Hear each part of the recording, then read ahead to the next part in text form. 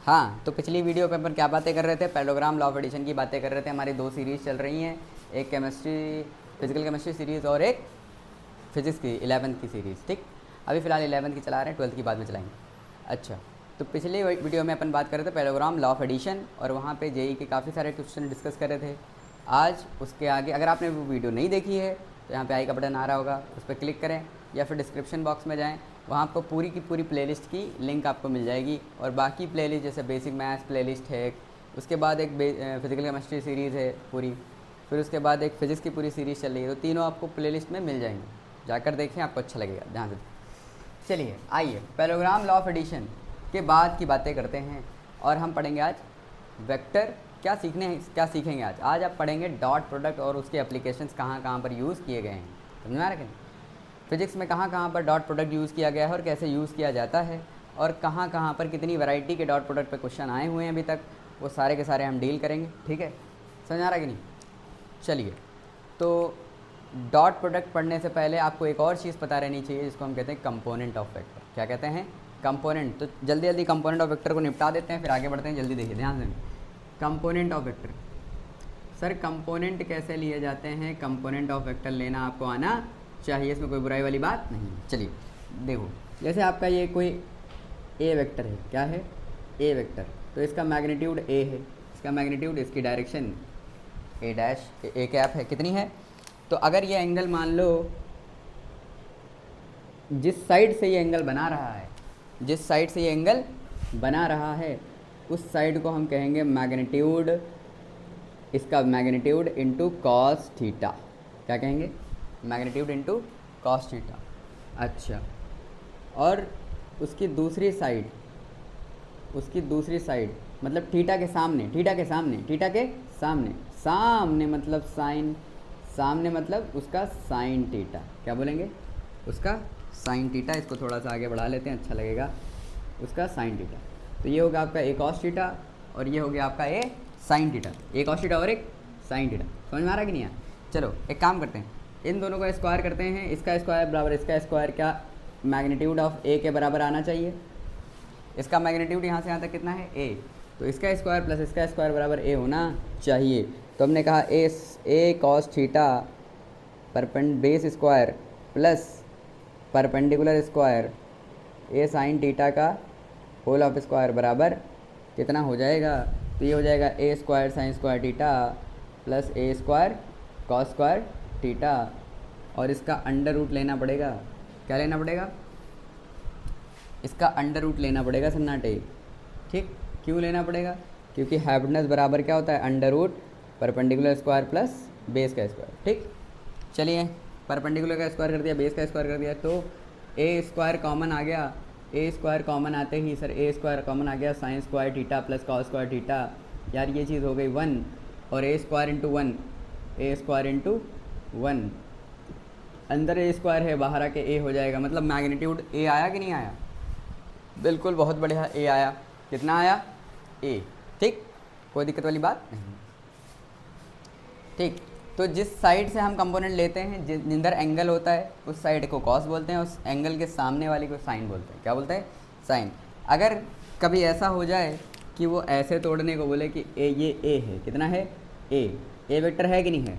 अच्छा, ये angle theta बना रहा है, तो हमने कहा बहुत बढ़िया, इसको तोड़ लो, इसको तोड़ लो। तो हमने कहा अच्छा, तो ये हो गया ए कॉस थीटा और ये हो गया ए साइन थीटा। अगर तुम ध्यान से देखो तो इस वेक्टर को, ये जो वेक्टर है हमारा, इसको हम पैरेलल शिफ्ट करके यहाँ तक लाएं तो कोई दिक्कत तो नहीं है। तो हमने कहा पैरेलल शिफ्ट करके यहाँ पर लाए, तो ये हो गया ए साइन थीटा। तो कभी कभी तुम्हें देखने को मिलेगा ऐसे टूटा हुआ और कभी कभी ऐसे और ऐसे टूटा हुआ, कोई दिक्कत वाली बात नहीं है। सामने वाला यही होता है, सामने वाला यही, सामने वाला यही, सामने वाला साइन, सामने वाला थीटा के सामने साइन होता है, उसको यहाँ पे लिख सकते हैं, क्योंकि वेक्टर को पैरेलल शिफ्ट करने से वेक्टर में कोई चेंज नहीं आता। ठीक, अच्छा ठीक, अब ध्यान समझें, किन्हीं दो वेक्टर को जोड़कर आपको रिजल्टेंट बनाना आना चाहिए और एक रिजल्टेंट को तोड़कर आपको दो वेक्टर बनाने आने चाहिए। ठीक, नहीं आया? ठीक, तो हमने कहा बहुत बढ़िया। अगर मान लो मैंने दिया है आपको, मैंने आपको ऐसे वेक्टर दिया, मैंने आपको दो वेक्टर दिए, एक आपको दिया 4i कैप और ये क्या दिया, ये क्या दिया 4i कैप, और ये क्या दिया 5j कैप, नहीं ये आपको 3j कैप कितना दिया। तो इसका रिजल्टेंट वेक्टर क्या होगा, 20 से जाएगा कि नहीं जाएगा, इसका रिजल्टेंट वेक्टर कहाँ से जाएगा 20 से, कितना होगा भाई साहब वो, हाँ कितना होगा, वो होगा 4i cap plus 3j cap, होगा कि नहीं होगा। अब इसका मैग्नीट्यूड निकालो, तो इसका मैग्नीट्यूड निकालोगे जब मान लो ये कोई a वेक्टर था, तो इसका मैग्नीट्यूड निकालोगे तो कितना आ जाएगा √4² प्लस 3² मतलब 5, कितना आ जाएगा, मतलब ये आ गया 5, कितना आ गया, अगर ये 5 है, ये 3 है और ये 4 है, तो अपने आप ये एंगल कितना हो गया 37 डिग्री हो गया कि नहीं हो गया। क्या तुम्हें दो वेक्टर दे के एक वेक्टर बनाना आता है, आता है कि नहीं आता, हाँ कि ना, हाँ। और अगर हम एक वेक्टर दे दें तो वापस से तोड़ना आ जाएगा कि नहीं। जैसे मान लो हमने आपको एक वेक्टर दे दिया, हमने आपको एक वेक्टर दे दिया 5, कितना दे दिया 5, और ये एंगल कितना बना रहा है 37 डिग्री, कितना बना रहा है 37 डिग्री। तो हमें पता है इसका मैग्नीट्यूड हमें दिया है, इसका एक मैग्नीट्यूड इधर होगा और एक मैग्नीट्यूड इधर होगा। ये 20 से जा रहा है, मतलब इसका एक कंपोनेंट x की तरफ होगा, एक कंपोनेंट y की तरफ होगा। क्यों, क्योंकि भैया नदी इधर बह रही है, तुम इधर तैरना चाह रहे हो, तो तुम ना इधर जाओगे ना इधर जाओगे, रिजल्टेंट यही आता है कि नहीं आता। तो अगर तुम इधर जा रहे हो और नदी इधर बह रही है, तुम इधर कूदे थे, इसका मतलब जो तुम्हारी रिजल्टेंट वेलोसिटी है उसके दो हिस्से हैं, उसके दो कंपोनेंट हैं जो तुम्हें उधर लेके जा रहे हैं। कुछ नदी हेल्प कर रही है कि तुम खुद हेल्प कर रहे हो, दोनों ने मिल के रिजल्टेंट बनाया। तो दो से रिजल्टेंट बनाना आना चाहिए और रिजल्टेंट से वापस वेक्टर में जाना आना चाहिए।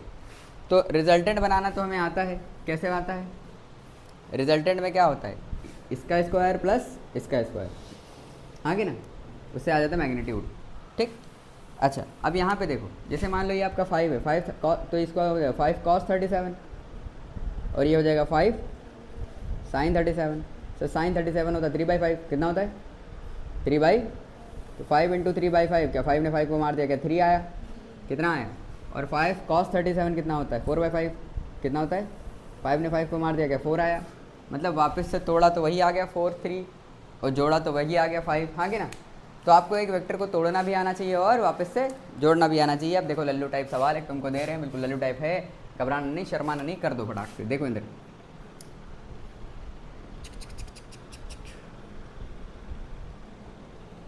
पहले एक लल्लू टाइप ले लेते हैं, फिर थोड़ा सा अच्छा ले लेंगे। चलो जैसे मान लो एक बॉडी है यार, हाँ ना तो बोलो, इसके ऊपर फोर्स लग रहा है, क्या लग रहा है फोर्स लग रहा है, और यहाँ से एंगल कितना बना रहा है थीटा, कितना बना रहा है थीटा, समझ में आ रहा है कि नहीं। ये मास m है, एक बॉडी के ऊपर फोर्स लग रहा है, तो बताओ ये फोर्स हॉरिजॉन्टल में लग रहा है कि वर्टिकल में लग रहा है। ये फोर्स कहाँ लग रहा है, हॉरिजॉन्टल में कि वर्टिकल में। चलो अभी तुम ऐसे कंफ्यूज हो रहे हो, पहले हम ऐसे ले लेते हैं, इधर को लगा देते हैं एक टेंशन फोर्स। कौन सी फोर्स, टेंशन फोर्स, ठीक। नहीं आया, अब पहले इसके ऊपर बातें करो। ये मान लो थीटा है, कितना है थीटा है, क्लियर। तो टेंशन जो लग रही है, एक बार बताओ, टेंशन हॉरिजॉन्टल में लग रही है कि वर्टिकल में, ना हॉरिजॉन्टल में ना, मतलब कहीं बीच में लग रही है कि नहीं लग रही। इसका मतलब इसका थोड़ा एक्स कंपोनेंट भी होगा और थोड़ा वाई कंपोनेंट होगा जो मिल के ये बना रहे हैं, तभी ये एक्स वाई प्लेन के बीच में जा रहा है, ठीक। अगर ये एक्स और वाई के बीच में है, मतलब इसका थोड़ा एक्स भी है और थोड़ा वाई भी है। चलो देख लेते हैं एक्स वाई कितना है। सर ये इधर हो गया आपका टी कॉस थीटा और ये हो गया टी साइन थीटा। जैसे ही आपने तोड़ा, ये वेक्टर का कोई वैल्यू नहीं रहा, समझ में आ रहा है कि नहीं। जब आप जोड़ देते हैं, ठीक, जैसे मान लो आपने ये और ये करा और रिजल्टेंट ये आया, जैसे ही रिजल्टेंट आया इन दोनों का कोई मतलब नहीं रह गया, इन दोनों का कोई मतलब। अच्छा, लेकिन जब जैसे ही आपने एक रिजल्टेंट को दो हिस्सों में तोड़ा, तो जब तोड़ा तो इसका कोई मतलब नहीं रह गया, समझ में आ रहा है नहीं। ये नहीं कि उसको भी कंसिडर किए ले रहे हैं, जैसे ही टूटा बस इसका कोई मतलब नहीं रह गया, और यहाँ पर जैसे ही जोड़ा इन दोनों का कोई मतलब नहीं रह गया, समझ में आ रहा है कि नहीं। इन सब चीज़ों का ध्यान रखेंगे। तो इसका एक एक्स कंपोनेंट आ गया टी कॉस थीटा और ये आ गया आपका टी साइन थीटा। अब इसको देखें, अगर ये थीटा तो ये आगे जाएगा एफ, ऐसे पैरेलल आगे शिफ्ट कर सकते हैं, तो ये क्या होगा, अल्टरनेट अपोजिट एंगल होगा कि नहीं होगा? तो इसका इधर क्या आ जाएगा, एफ कॉस थीटा, और इधर आ जाएगा एफ साइन थीटा, हाँ कि ना? मैंने ऐसे क्यों लिखा है, जस्ट समझाने के लिए। अब देखो इसको तुम पैरेलल शिफ्ट कर दो, इधर ले आओ, क्या ये एक यही चीज़ है? ये क्या है, एफ कॉस थीटा, और ऊपर से नीचे क्या लगेगा, एफ साइन थीटा। मैं डायरेक्ट समझाता कि अपने सारे या तो सारी पूँछें मिलनी चाहिए, ये तो सारी मुंडियाँ, नहीं आया, या तो सारी मुंडियाँ मिलनी चाहिए या सारी पूँछें, हाँ कि ना? चमका, उसकी पूँछ से दोनों पूँछ निकले और उसकी मुंडी पे दोनों मुंडी जुड़े। समझ में आ रहा है कि नहीं? ये आपको पता रहना चाहिए, ठीक। अच्छा, एक और देख लिए, घबराए नहीं शर्माए नहीं, बिल्कुल इधर देखिए। जैसे मान लो ये एक्स वाई है, एक्स वाई एक्सिस है, ठीक। यहाँ पर हमने एक वेक्टर बना दिया 10 न्यूटन, 10 न्यूटन लग रहा है 53 डिग्री पर। यहाँ पर आपका लग रहा है 45 डिग्री पर, 45 डिग्री पर लग रहा है 20√2। कितना लग रहा है? 20√2, 20√2 न्यूटन लग रहा है 45 डिग्री पर। फिर एक और लग रहा है आपका, मान लो ये आपका लग रहा है इधर से 37 डिग्री पर। कितने पे? 37 डिग्री पर। ये आपका लग रहा है 20 न्यूटन। कितना लग रहा है? तो आपको एक्स और वाई के सारे फोर्सेस मार्क करने पड़ेंगे। मैं टफ इसलिए ले रहा हूँ, मतलब कॉम्प्लेक्स इसलिए ले रहा हूँ कि एक ही क्वेश्चन में तुम्हें ज़्यादा से ज़्यादा समझा सकूँ। यहाँ पर ले लेते हैं 45 और ये ले लेते हैं 5√5, 5√2। कितना ले लेते हैं? 5√2 न्यूटन। कुछ समझ में आ रहा है? अच्छा, अब देखो कंपोनेंट तोड़ना शुरू करते हैं, ठीक। सबसे पहले आते हैं कहाँ पे, इस 10 को तोड़ो। सर इसका है 10 cos थीटा, ये क्या हो जाएगा 10 cos 53, और इसका हो जाएगा 10 sin 53। जैसे आपने इसको करा ये मर गया, ये क्यों? कि उसकी इसके दो हिस्से तोड़ लिए हैं, तो अब इसका कोई मतलब नहीं है, अब इसका कोई मतलब नहीं। जैसे ही आपने क्या करा, आपने एक वेक्टर को दो हिस्सों में तोड़ा, उसका अब कोई मतलब नहीं है। अच्छा, अब 10 53 cos 53 कितना होता है? 3/5। कितना होता है? 3/5। तो ये आ जाएगा आपका 6 और ये आपका आ जाएगा 8, ठीक। cos 53 कितना होता है? 3/5। कितना होता है? तो 3/5, 5 ये आपको कट जाएगा, 10 × 3/5, तो 5 ने 10 को मारा 2 बार, 2 3 6, ठीक। और यहाँ पे 4/5 करेंगे तो 8 आएगा, वो करके देख लेना। अब इधर आओ, इसका 20 का इधर थीटा की तरफ क्या होगा? 20 cos 37, हाँ होगा कि नहीं होगा? और इधर क्या होगा? 20 sin 37। अब ध्यान समझो, 20 sin 37, sin 37 होता है 3/5। कितना होता है? 3/5। तो सर ये आ गया आपका 12। अगर ये आपका 12 है तो ये अपने आप कितना आ जाएगा? 16। क्यों 16 आ जाएगा भाई? क्योंकि 20, अच्छा इसका कोई मतलब नहीं रहेगा। 20 cos 37 का मतलब होता है 4/5, तो 4 चौको 16। तो अगर वो 12 है तो ये अपने आप क्या हो जाएगा? 16। कोई दिक्कत वाली बात नहीं। अब इधर 45 वाले को तोड़ते हैं, ध्यान से देखें, घबराए नहीं शर्माए नहीं बिल्कुल। हाँ सर 45 पे cos 45 1/√2 होता है। कितना होता है? और sin 45 भी, तो 5√2 ये हो गया sin 45 और ये हो गया 5√2 cos 45, हाँ कि ना? तो 5√2 × 1/√2, हाँ कि ना? तो ये आ गया 5 और ये भी आ गया 5। तो 45 पे जब तोड़ते हैं तो बराबर बराबर आते हैं, आपको पता रहना चाहिए, ठीक यार? हाँ ना? तो बोलो, दो बराबर बराबर हैं, दो हैं बराबर बराबर, तो 5√2, ठीक। अच्छा, अब जैसे इसको तोड़ो, तो इसको तोड़ोगे तो क्या आ जाएगा? 20 cos नहीं 20 sin 20√2 sin 45, हाँ कि ना? और ये कितना जाएगा? 20√2 cos 45। अब ध्यान समझो, cos 45 1/√2, 1/√2 ने √2 को मार दिया, कितना आया? 20। कितना आया? और इधर भी आया 20। यार हाँ ना? तो बोलो, तो क्या तुम्हारे सारे कंपोनेंट टूट गए? सारे। वीडियो पॉज कर दो भैया। पॉज की थी कि बंद कर दी? हाँ चलो इधर देखो, हम एक क्वेश्चन ले रहे हैं। क्या ले रहे हैं? एक सवाल ले रहे हैं छोटा सा कंपोनेंट के ऊपर, फिर हम आगे बढ़ जाएंगे। ध्यान से, छोटा सा क्वेश्चन, ध्यान समझे, घबराए नहीं शर्माए नहीं। हमने कहा सर यार ये एक्स एक्सिस है, क्या है, और ये वाई एक्सिस। हमसे कहा जा रहा है कि ये ओ ए वेक्टर है, एक ओ बी वेक्टर है और एक ओ सी वेक्टर है। मान लो ऐसे, मान लो ये 30 डिग्री पर है और ये यहाँ से कितने 60 डिग्री पर है। कितने डिग्री पर है? ये 30 डिग्री पर है, ये 60 डिग्री पर है। कितने डिग्री पर है? 30 डिग्री। और ये कंपोनेंट कहाँ से बना रहा है? 45 डिग्री एक्स एक्सिस। तो ये 45 डिग्री बना रहा है, ठीक।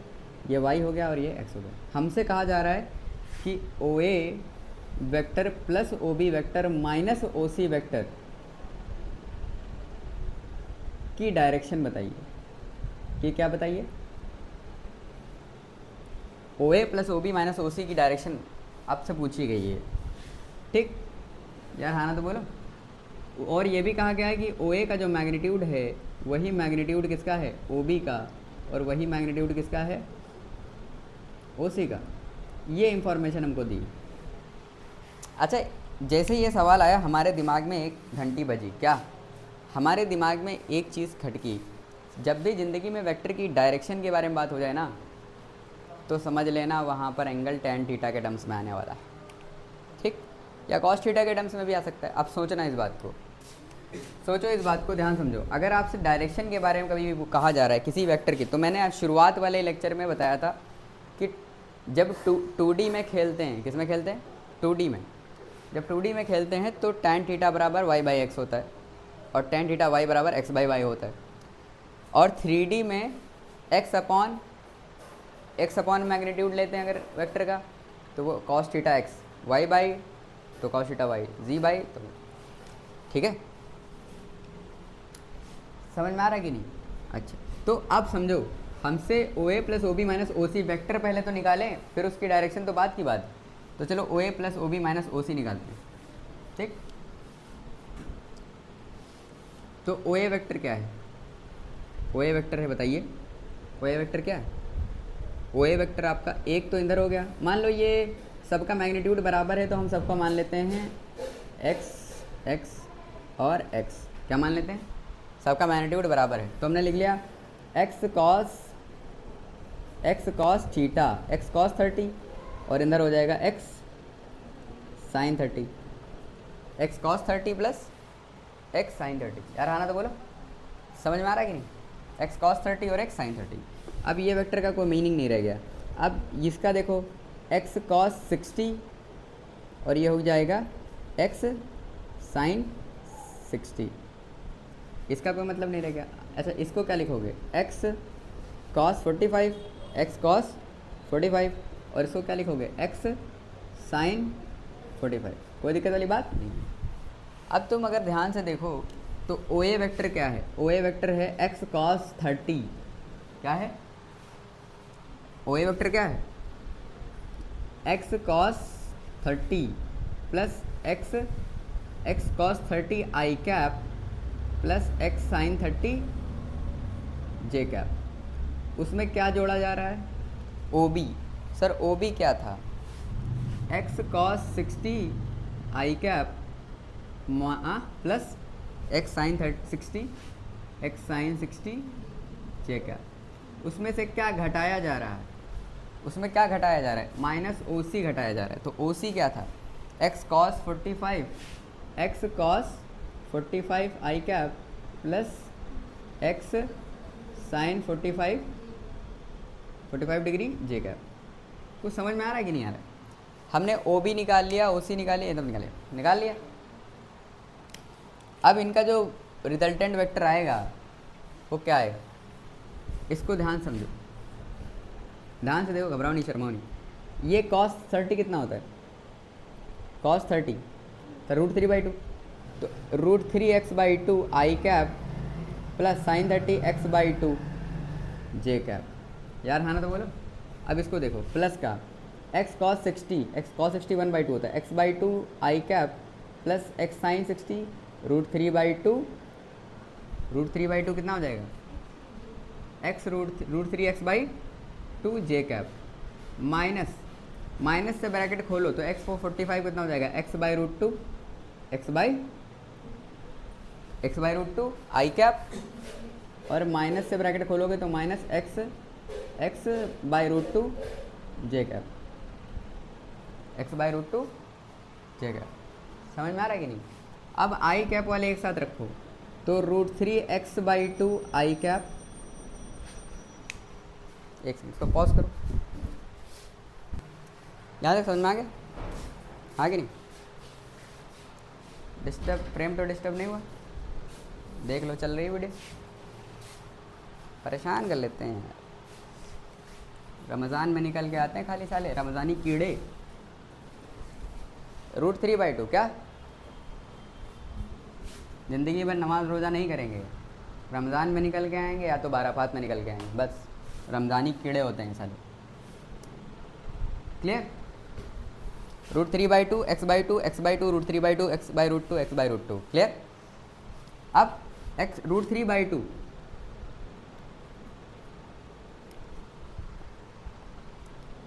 x/2 आई कैप और प्लस x/2 आई कैप यहाँ से यहाँ और माइनस x/√2 आई कैप। क्या ये सब आई कैप हैं? क्या ये सब आई कैप हैं? प्लस जे वाले देख लो अलग से, x/2 ये कितना है x/2, ठीक? या फिर इसको ऐसे लिख लो √3/2 x जे कैप और ये एक जे कैप है x/2 जे कैप, हाँ कि ना? और एक ये वाला जे कैप है, कौन सा? Minus x/2। हाँ अच्छा, यहाँ माइनस हो गया था और ये वाला कोई प्लस है क्या? सही है ना? कोई दिक्कत वाली बात? ठीक, तो ये सही तो है। ठीक, अब बताओ, अरे सही कर रहे हैं कि नहीं कर रहे हैं? हाँ, कुछ तो गड़बड़ कर रहे हैं। OC, अच्छा हाँ, यहाँ पे अगर तुम ध्यान से देखो, सर ये प्लस है और ये भी प्लस है, हाँ कि ना? ये वाला प्लस था और ये माइनस था। ये कौन सा था? ये माइनस था ना यहाँ पे, ठीक? इसमें दो, ये वाला तो प्लस था, नहीं माइनस था, ठीक? ये वाला कैसा था? माइनस था। यहाँ पे क्या था? वही चीज़ मैं कह रहा हूँ, कुछ गड़बड़ कर दिया है। ये माइनस है और ये प्लस, ठीक? अभी कुछ समझ में आया क्या करा हमने? देखो, ये प्लस और दोनों प्लस थे। नीचे वाला x cos 60 तो प्लस था, पर ये वाला तो माइनस में था, ठीक? उधर वाले x माइनस में था और y वाला प्लस में था। अब जब इसको सही करोगे तो इसको तुमने लिख दिया, ये √3x/2 आई कैप हो गया और ये कितना हो गया? x/2, फिर ये कितना हो गया? x/2 आई कैप, फिर ये कितना हो गया? sin 60 √3/x, लेकिन माइनस का होगा, कितना हुआ? माइनस का, ठीक? कोई दिक्कत वाली बात नहीं है, कोई दिक्कत वाली बात समझ में आ रहा कि नहीं? अब ये माइनस माइनस से क्या हो जाएगा? प्लस, और ये प्लस माइनस माइनस, ठीक? अच्छा, अब ध्यान समझो, फिर से एक बार इसको सही से लिख लेते हैं। यहाँ पर √3x/2 ये हो गया आपका √3x/2 आई कैप प्लस x/2 आई कैप प्लस एक और x/√2 क्या? आई कैप। ये आपके सारे आई कैप आ गए? ये सारे आई कैप आ गए कि नहीं आ गए? आए, ठीक? अच्छा, इसको अगर आप माइनस लिख लें क्या, तो ये हो जाएगा आपका √3x/2 जे कैप प्लस, और कौन सा जे कैप है? ये है माइनस का, ये अगर आपने प्लस कॉमन लिया,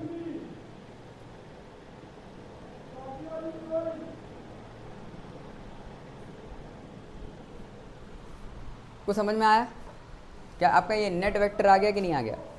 हाँ, आया कि नहीं आया? बोलो। अब इसको सबको एक साथ लिखो, तो 2√2 कॉमन हो गया। कितना कॉमन हो गया? सॉरी, 2 कॉमन हो गया, 2।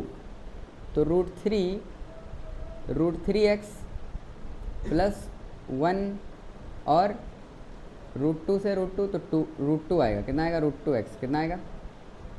√2x। देखो, √2 को करोगे तो इसको तुम √2 इंटू √2 भी तो लिख सकते हो 2 बार। √2 से करा, √2 ऊपर चला गया, ठीक? वही मैं कह रहा हूँ थोड़ा। ये हो गया आई कैप, क्या हो गया? प्लस का, ये बताओ, तो ये भी वही आएगा ना? ये लेकिन कितना आएगा? माइनस का √3x, माइनस का √3x, ये बताओ, ये आपका कितना आ जाएगा? √3x plus x plus minus √2 upon 2, ये कितना आ गया आपका जे कैप। कुछ समझ आ रहा है कि नहीं आ रहा है? हाँ, अब इसको देखो, अब अगर आप ये आपका आई कैप आ गया और ये जे कैप, तो tan थीटा क्या होता है? tan थीटा होता है y बाई एक्स। तो उसको इससे डिवाइड करोगे तो 2 से 2 मर जाएगा, और x कॉमन लेके x मर जाएगा, x कॉमन लेके x कॉमन यहाँ से आएगा, x कॉमन यहाँ से वो मर जाएगा। तो क्या बचेगा? तो बचेगा माइनस का √3 plus 1 minus √2 by √3 plus 1 plus √2। ठीक, समझ में आया कुछ? तो इसको हम थोड़ा सा अरेंज कर लेते हैं। इसको अरेंज करके लिखोगे तो आएगा 1 minus √3 minus √2 upon 1 plus √3 plus √2। 1 minus √3 1, यही वाला आंसर है भाई। समझ में आया कि नहीं आया? कुछ क्लियर हुआ? ठीक है, देखो कंपोनेंट लेने आने चाहिए। हमने शुरुआत में वो एक्चुअली खटपटा रहे हैं ना सारे, तो एक तो डिस्टर्ब हो रहा है। ये यहाँ से इसका एक्स, ये दोनों पॉजिटिव थे, ठीक, ये इसका पॉजिटिव है लेकिन ये वाला इसका निगेटिव है। ये वाला तो कॉस, ये वाला पॉजिटिव निगेटिव है और ये वाला पॉजिटिव, ठीक। तो सब अरेंज करोगे तो आपका ये आ गया। ये लल्लू टाइप सवाल नहीं था, मतलब जो कह रहे हो कि हाँ वो तुम्हें समझाने में भी इतना टाइम ले रहा है, ठीक। तो कंपोनेंट लेने आगे समझ में आ गया, आया कि नहीं आया? एक्चुअल में ये अच्छा सवाल है, इसमें आपसे बहुत कुछ पूछ लिया, कंपोनेंट भी पूछ लिया, एंगल भी पूछ लिया, सब क्लियर। अच्छा सवाल है, जेईई 2021। अब आप पढ़ेंगे डॉट प्रोडक्ट। क्या पढ़ेंगे? Dot product. समझ में आ रहा है कि नहीं? तो कंपोनेंट आपको समझ में आ गया अच्छे से? क्या आप चाहें तो एक आधे कंपोनेंट पे और सवाल ले सकते हैं। ले लें, बताइए, ना लें? चलो मैं आपको एक क्वेश्चन दे रहा हूँ, आपको अच्छा लगेगा, आपको ध्यान से देखें।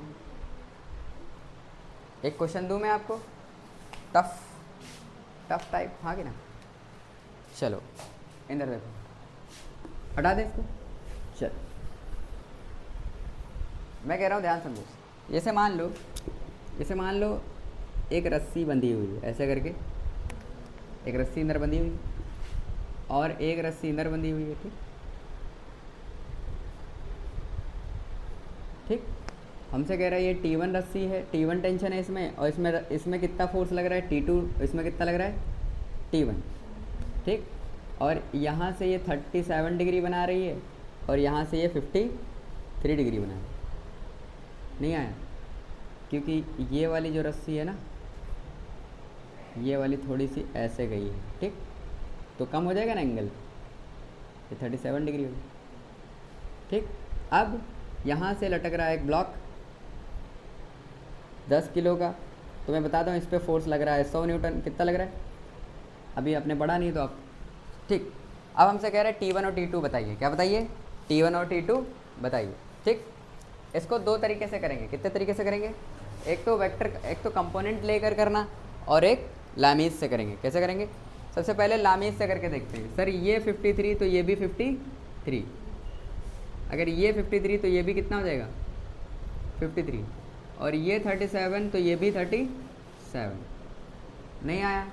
अब इसको देखो, सर ये क्या है? T1, चलो वेक्टर कंपोनेंट से पहले कहते हैं, फिर लामीज से करेंगे। T1 cos 37, T1 cos 37, sir T1 cos 37 कितना होता है? 4/5। कितना होता है? तो 4 T1/5, और इधर कितना आ जाएगा इसका? इधर आ जाएगा T1 sin 45, मतलब 3 T1/5। कोई दिक्कत वाली बात? अब ये मर चुका है T1, मरा कि नहीं मरा? अच्छा, एक और, अब तोड़ लेते हैं किसको? T2 को। तो जब T2 को तोड़ोगे तो T2 कितना आ जाएगा? T2 cos 45, तो T2 cos 45 कितना होता है? 53 cos 53, हाँ इधर साइन होगा, तो 4/5, तो 4 T2/5 इधर आ जाएगा और 3 T2/5 इधर आ जाएगा।